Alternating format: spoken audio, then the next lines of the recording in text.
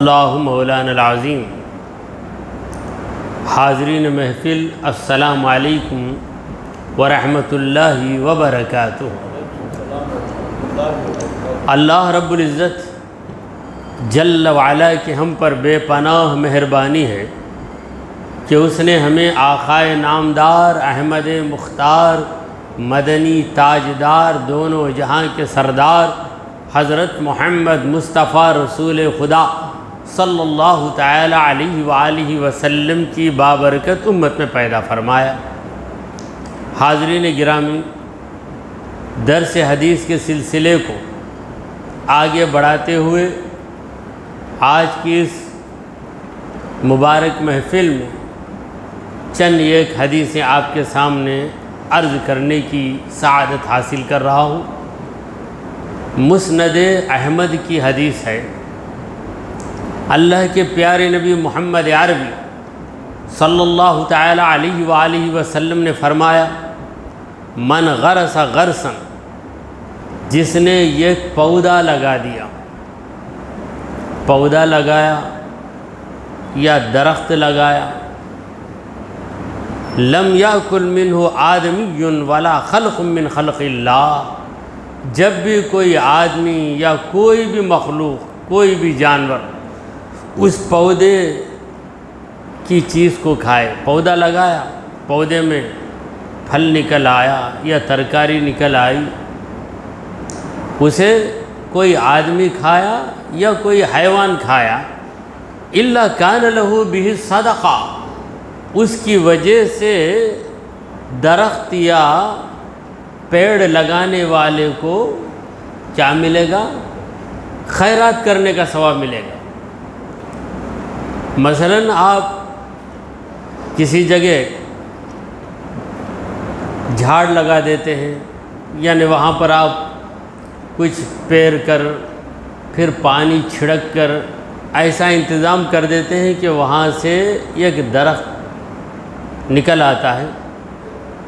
درخت میں پھل لگتے ہیں، کسی درخت میں ترکاری بھی لگ سکتی ہے، تو درخت کے پھل کو یا ترکاری کو کوئی آدمی کھائے یا کوئی جانور وہاں سے گزر رہا تھا، جانور اس درخت سے گرے ہوئے پھل کو کھا لیا یا ترکاری کو کھا لیا، تو درخت لگانے والے کے نامہ اعمال میں اس پھل کے خیرات کرنے کا اجر دیا جاتا ہے۔ تو یہ کب ہوگا؟ یہ اس وقت ہوگا جب آدمی بے غرض کوئی کام کرے۔ بے غرض یعنی عام طور پر لوگ مزدوری کے لیے کام کرتے ہیں یا نام و نمود کے لیے کام کر رہے ہیں، مگر کوئی یہ سوچ کے درخت لگا دیا کہ چلو اس سے کسی کا بھلا ہو جائے، کسی کا فائدہ ہو جائے، تو وہ تو بغیر غرض کے کر دیا، مگر اللہ تبارک و تعالی اس کے عمل کو عوض کے بغیر نہیں رکھتا۔ پروردگار عالم ضرور بضرور اسے اس کا عوض دیتا ہے، اس کا اجر عطا کرتا ہے۔ اور اس کا اجر کیا ہے؟ مثلاً ایک درخت لگا دیا آم کا، اس میں کئی آم نکلے، تو جتنے آم لوگ کھائے یا جانور کھائے، جب ہر سال آم نکلتا رہے گا، ہر سال کوئی انسان کھائے گا، کوئی حیوان کھائے گا، کوئی پرندہ کھائے گا، مگر اس درخت لگانے والے کو خیرات کا اجر و ثواب ملے گا۔ اس حدیث کے ذریعے ہمارے نبی کریم صلی اللہ علیہ وسلم ہم کو سماجی خدمت کی تعلیم دے رہے ہیں۔ سماجی خدمت جسے ہم کہتے ہیں سوشل سروس، لوگوں کی بھلائی کا کام کر دینا بغیر کسی معاوضے کی امید کے۔ چلیے ایک اور حدیث آپ کے سامنے عرض کرتے ہیں۔ یہ طبرانی کی حدیث ہے، امام طبرانی کی کتاب ہے المعجم۔ المعجم اس سے لی گئی حدیث ہے۔ اللہ کے پیارے حبیب، ہمارے دلوں کے طبیب حضرت محمد مصطفیٰ رسول خدا صلی اللہ تعالی علیہ وآلہ وسلم نے ارشاد فرمایا، لا تقدس امت لا یغضى فیہا بالحق ولا یاخذ الضعیف حقہ من القوی غیر متعتع، وہ امت کبھی پاک نہیں رہ سکتی، مقدس نہیں رہ سکتی، یعنی وہ قوم کبھی پاک نہیں رہ سکتے جس قوم کے اندر حق کے ساتھ فیصلہ نہیں ہوتا ہے۔ ناحق فیصلے ہوتے ہیں، غلط فیصلے ہوتے ہیں۔ حق فیصلہ جن لوگوں میں نہیں ہوتا وہ لوگ اچھی حالت میں نہیں رہیں گے، اور پھر اس قوم کے اندر، اس امت کے اندر کسی کمزور کو اس کا حق نہیں ملتا ہے۔ طاقتور کمزور کو دبا کر اس کا حق چھین لیتا ہے، اور کمزور مجبوری کی وجہ سے اپنا حق جاتا ہوا دیکھ کر کچھ نہیں کر سکتا۔ طاقتور آدمی گیا، کمزور سے کہا کہ نکال تیرے جیب میں کیا ہے، اب یہ کچھ نہیں کر سکا۔ ضرورت کے پیسے رکھے ہوئے تھے، ایک ضروری چیز خریدنے کے لیے جا رہا تھا، مگر زبردستی کہا کہ نکال، تو یہ کمزور ڈر کر اسے دے دیتا ہے، نہیں دے گا تو مارے گا۔ تو یہاں کوئی انصاف کرنے والا نہیں، کوئی انصاف کرنے والا نہیں، بلکہ لوگوں کی حالت یہ ہو گئی جس کی لاٹھی اس کی بھینس۔ جب ایسی حالت ہو جاتی ہے تو وہ لوگ کبھی نیک لوگ نہیں ہو سکتے، اس قوم کو بھلائی نہیں ملے گی۔ کمزور کو طاقتور سے اپنا حق مل ہی نہیں سکتا، صرف ایک صورت میں کہ غیر متعتعین، وہ بہت محنت کرے، روئے، پلائے، منائے، تڑپے، تب جا کر اس کا حق اسے ملتا ہے۔ اس قدر رو پلا کر، تڑپ تڑپ کر، دن رات پیچھے پھر کے معافی مانگ کر، حالانکہ طاقتور کمزور پہ دباؤ ڈال کر حق لے لیا، مگر یہ کمزور اپنا حق لینے کے لیے رو رو کر اس سے معافی مانگ کر وہ کہتا ہے نہیں، اتنی محنت کرے گا، میرا یہ کام کرے گا تبھی تیرے پیسے تجھے دوں گا، تو اس کے لیے بھی تیار ہو جاتا ہے۔ اس کے پاس کام کر کے وہ کہتا ہے جا سودا لے کر آ، جا وہ چیز ہٹا کر رکھ، وہ چیز صاف کر دے، سوپ کر کے اس کے پیسے لیتا ہے۔ یعنی کام کر کے اس سے مزدوری لینے کے بجائے پہلے اپنے پیسے دے کر اسے واپس لینے کے لیے مزدور بن کے کام کرتا ہے۔ ایسی صورتحال جس قوم میں پیدا ہو جاتی ہے، حق بولنے والا ان میں کوئی نہیں رہتا، دلیری سے بات کرنے والا کوئی نہیں رہتا، تو ایسی قوم کبھی سر نہیں اٹھا سکتی، ایسی قوم مقدس ہو نہیں سکتی، مقدس نہیں ہو سکتی، یعنی اس قوم کے اندر گندگی ہی گندگی رہے گی۔ ایک اور حدیث آپ کے سامنے عرض کرتے ہیں، یہ امام ابو داؤد کی نقل کی گئی حدیث ہے۔ امام ابو داؤد، ان کی کتاب ہے سنن ابو داؤد۔ سنن ابو داؤد میں ہے کہ اللہ کے پیارے نبی محمد عربی صلی اللہ تعالی علیہ وآلہ وسلم نے فرمایا، انک ان اتبعت عورات المسلمین افسدتہم او کدت تفسدہم۔ حضور اکرم صلی اللہ علیہ وسلم نے فرمایا کہ یقیناً اگر تو مسلمانوں کے عیبوں کے پیچھے پڑ گیا، کس میں کیا کمی ہے وہی دیکھتا، بھلائی کسی کے نظر نہیں آتی، اس میں یہ خامی ہے، اس میں وہ خامی ہے، مسلمانوں کی خامیوں کے پیچھے تو پڑ گیا تو پھر تو مسلمانوں کو سدھار نہیں سکتا۔ افسدتا ہوں، تو ان کو اور بگاڑ دے گا، او کدت تفسدہم، یا ان کو بگاڑنے کے قریب ہو جائے گا۔ تو لوگوں کے عیبوں کو چن چن کر پیش کرنے سے لوگوں کی اصلاح نہیں ہوتی، بلکہ تم اللہ اور اس کے رسول کی باتیں سناتے جاؤ، لوگ سن سن کر اپنے آپ کو سدھار لیں گے۔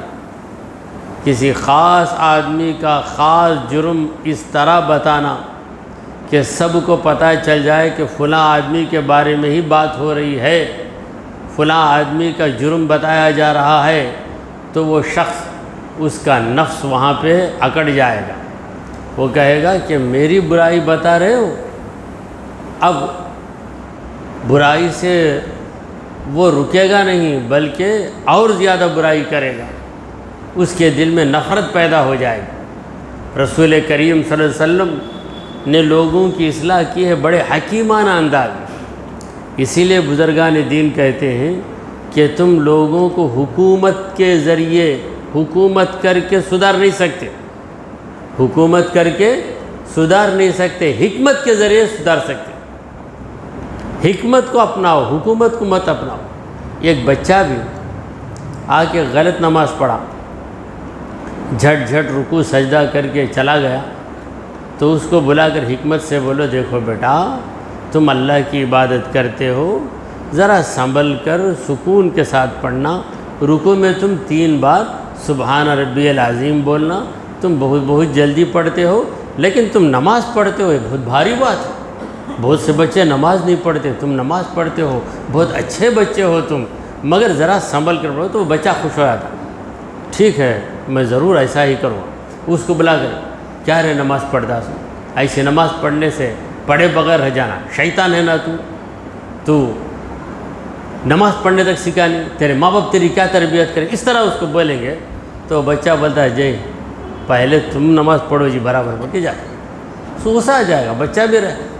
تو سدھارنے میں حکمت چاہیے، حکومت سے کام نہیں چلتا۔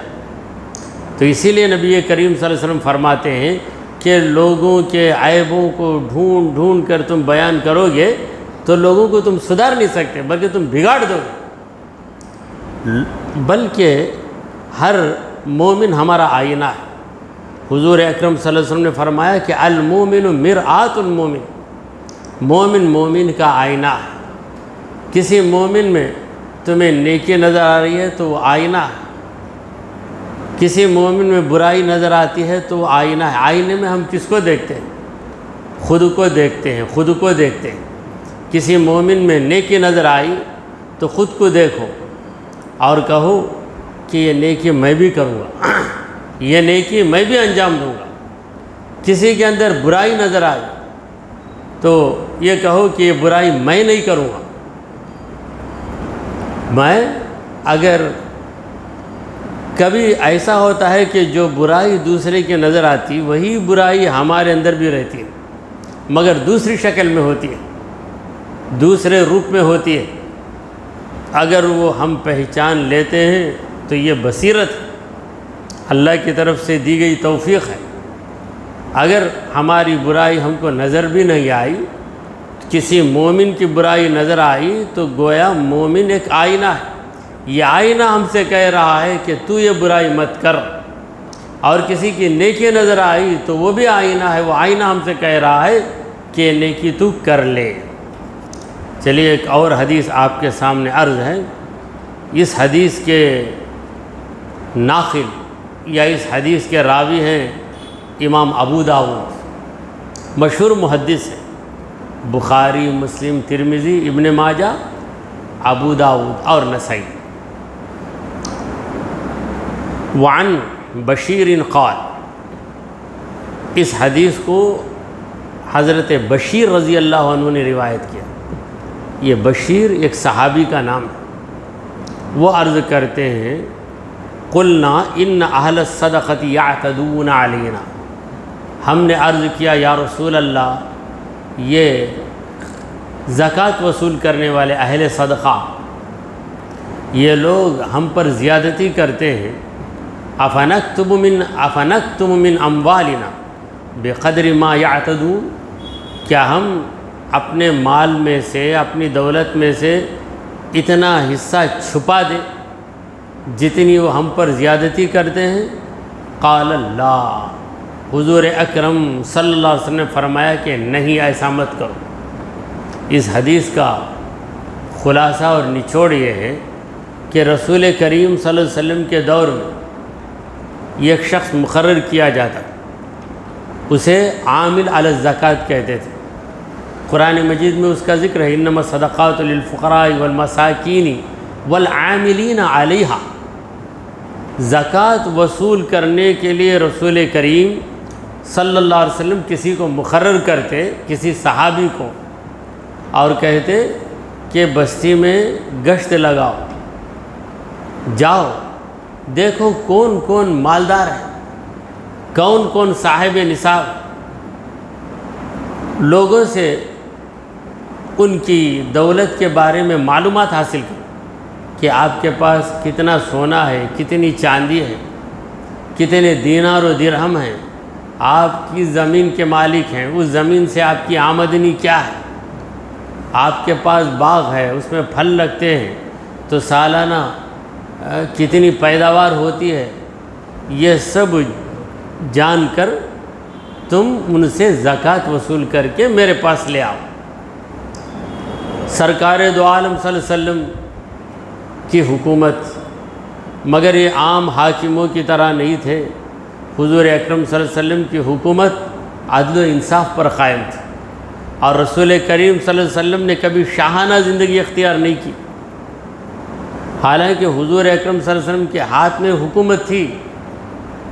مکہ، مدینہ، طائف، یہ عرب کا بہت بڑا حصہ حضور اکرم صلی اللہ علیہ وسلم کے زیر حکومت تھا، مگر رسول کریم صلی اللہ علیہ وسلم نے کبھی شاہانہ زندگی بسر نہیں کی، ہمیشہ ایک عام آدمی کی طرح رہتے تھے۔ زکوٰۃ وصول کرنے کے لیے نبی کریم صلی اللہ علیہ وسلم نے چند لوگوں کو مقرر کیا کہ اس محلے میں تم جا کے وصول کرو، اس محلے میں تم وصول کرو۔ دیکھیے آج دنیا میں انکم ٹیکس آفیسر ہے، سیلز ٹیکس آفیسر ہے، یہ جو نظام آیا ہے، اس نظام کو قائم کرنے والے ہمارے نبی کریم صلی اللہ علیہ وسلم، یہ جو نظام ذرا غور کیجئے تو جہاں بھی تہذیب نظر آتی ہے، اس تہذیب کو سب سے پہلے قائم کرنے والے ہمارے پیارے آقا صلی اللہ علیہ وسلم ہی ہیں۔ تو حضور کی جانب سے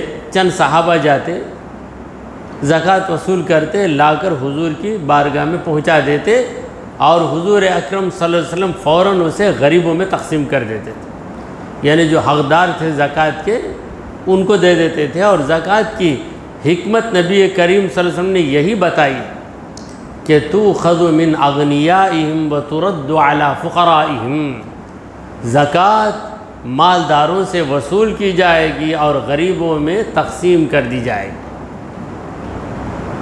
تو چند مسلمان، خصوصاً دیہات کے رہنے والے، یہ نبی کریم صلی اللہ علیہ وسلم کے پاس آ کر شکایت کرتے ہیں کہ یا رسول اللہ، آپ جن لوگوں کو بھیجتے ہیں زکوٰۃ وصول کرنے، وہ ہم پر زیادتی کرتے ہیں۔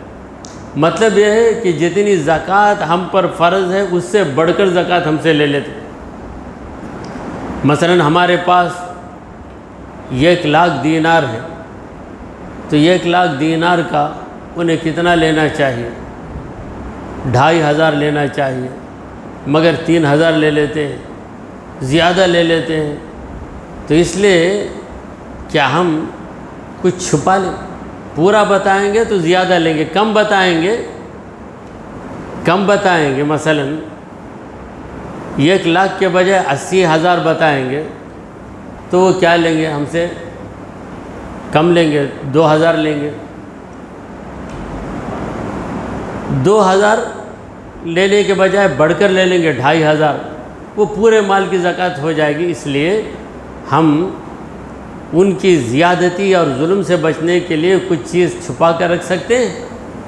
تو حضور اکرم صلی اللہ علیہ وسلم نے فرمایا کہ نہیں، ایسا نہیں کر سکتے، تو جتنا سرمایہ ہے ان کے سامنے پیش کر دو، کیونکہ حضور اکرم صلی اللہ علیہ وسلم جانتے تھے کہ حضور جس صحابی کو زکوٰۃ وصول کرنے کے لیے بھیج رہے ہیں، منتخب کر کے بھیج رہے ہیں، چن کر بھیجتے ہیں، وہ ظالم نہیں ہو سکتا، اور وہ زکوٰۃ کی زیادہ مقدار لے گا نہیں، پوری امانت داری کے ساتھ لے گا۔ مگر لوگ خواہ مخواہ اس طرح سمجھ جاتے، دیکھیے بعض اوقات ایسا ہوتا ہے کہ ہماری کرنٹ کی بل زیادہ آ جاتی، ہم بولتے ہیں اتنا زیادہ ڈال دیا، 4,000، مگر ہم نے کتنا استعمال کیا ہے اس پر ہم توجہ نہیں دیتے۔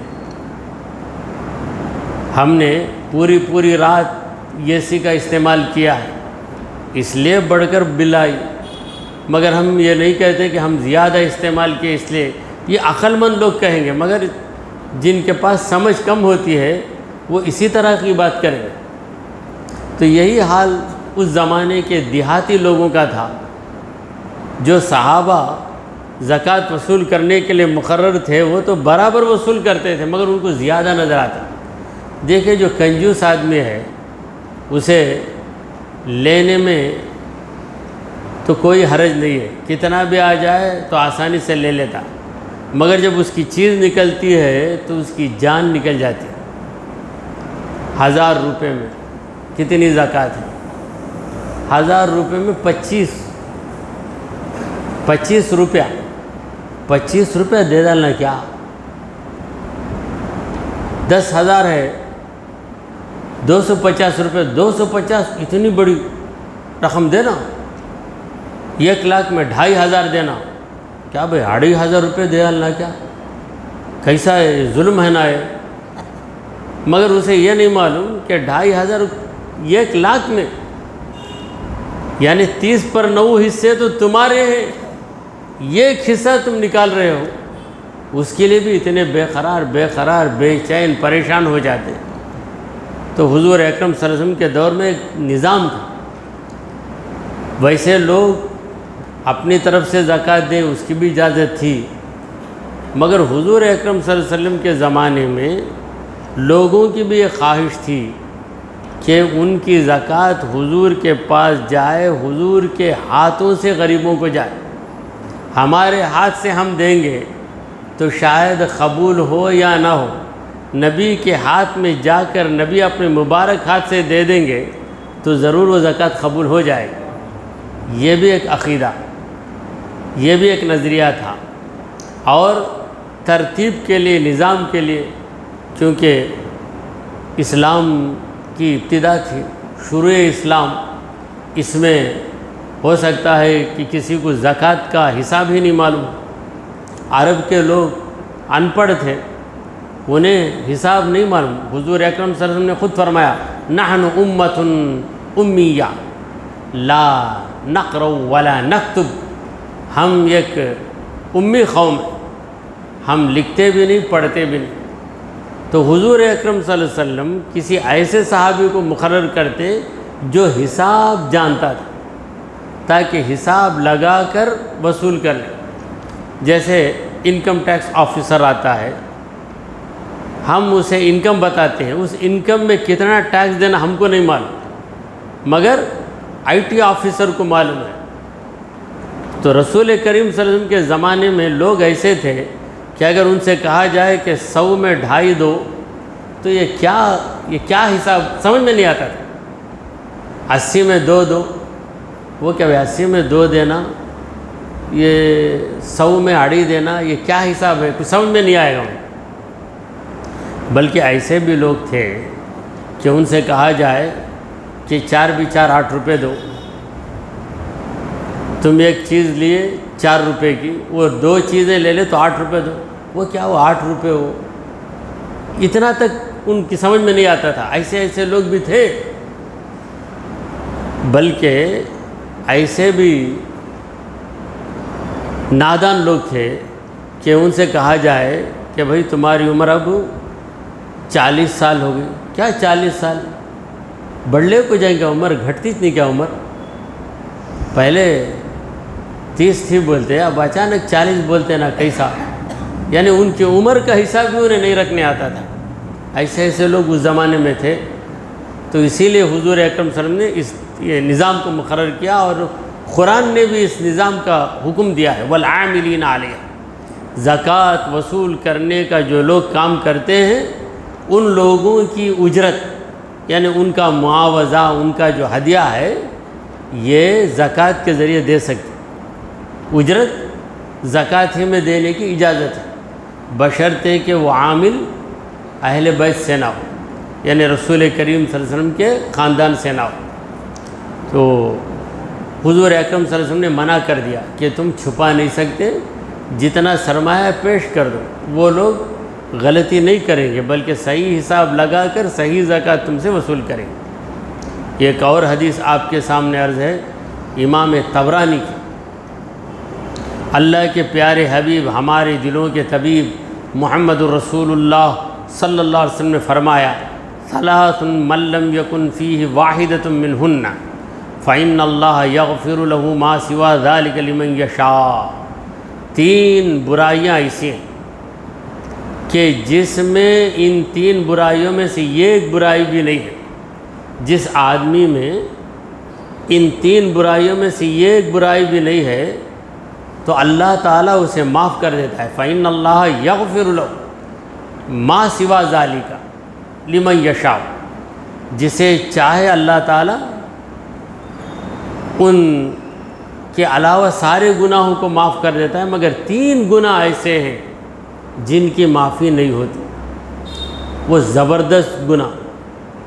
جو ان 3 گناہوں سے پاک ہوا اس کا معاملہ آسان ہو گیا، دوسرے گناہوں کو اللہ معاف کر دے گا، مگر یہ 3 گناہ بڑے خطرناک گناہ ہیں۔ وہ 3 گناہ کیا ہیں؟ من مات لا یشرک باللہ شیئا، یعنی 3 گناہوں سے جو بچ جائے، تو وہ بچنے والا کون ہے؟ گناہوں سے بچنے والا کون ہے؟ وہ شخص جو اللہ کے ساتھ شرک نہیں کرتا، لا یشرک باللہ، اللہ کے ساتھ کسی کو شریک نہیں کرتا، اللہ ہی کو اپنا معبود، اپنا خالق، اپنا مالک مانتا ہے، اسی عقیدے پر اس کی موت ہو گئی تو اللہ تبارک و تعالیٰ اسے معاف کر دے گا۔ اور دوسرا، وَلَمْ يَكُنْ سَاحِرًا يَتَّبِعُ السَّحَرَةَ، یعنی وہ شخص جادوگر نہیں تھا اور جادوگروں کے پیچھے بھی نہیں چلتا تھا، نہ خود جادوگر اور نہ جادوگروں کا سہارا لیتا، ایسا آدمی اسے بھی اللہ معاف کر دے گا۔ مطلب یہ ہے کہ جو جادوگر رہا یا جادوگروں کے پیچھے ہے، جادوگروں پہ خرچ بھی کر رہا ہے اور جادوگروں سے الٹی سیدھی حرکتیں کروا کر لوگوں کو اذیتیں دے رہا ہے، تو وہ شخص اس کی معافی نہیں ہے۔ اور تیسرا آدمی کون ہے؟ وَلَمْ يَحْقِدْ عَلَىٰ أَخِيهِ، جس کے دل میں اپنے بھائی کے بارے میں کوئی کینہ نہیں، اسے بھی اللہ تعالیٰ معاف کر دے گا۔ کسی کا کینہ نہیں، کسی کی برائی نہیں چاہتا، وہ یہی چاہتا ہے کہ کوئی خوش رہے تو رہ جائے، وہ تو خدا کا بندہ ہے، رہنے دو۔ یہ نظریہ جس کا ہے اللہ اسے معاف کر دے گا، اس کے دوسرے گناہوں کو معاف کر دے گا، مگر جس کے دل میں کینہ، بغض ہے، دوسروں کی دشمنی ہے، دوسروں کی برائی چاہتا ہے، تو اس کی مغفرت نہیں ہوگی۔ وہ سینہ اچھا نہیں ہے، وہ سینہ اچھا نہیں ہے، وہ سینہ جس میں رہتا ہے کینہ، تو سینہ کینہ سے پاک رہے۔ دعا کیجئے کہ پروردگارا، ہم نے جو کچھ کہا اور سنا اسے قبول فرما لے۔ اے اللہ، ہمارے گناہوں کو معاف فرما، ہماری خطاؤں کو درگزر کر دے۔ اے رب کریم، ہم پر تیری رحمت نازل فرما۔ اے اللہ، ہمیں سیدھے راستے پر چلا، تیرے انبیاء، تیرے اولیاء کے راستے پر چلا۔ اے رب کریم، ہمارا خاتمہ ایمان کی حالت میں فرما۔ وصلی اللہ تعالی علی خیر خلقہ سیدنا و مولانا محمد وعلی آلہ و اصحابہ اجمعین۔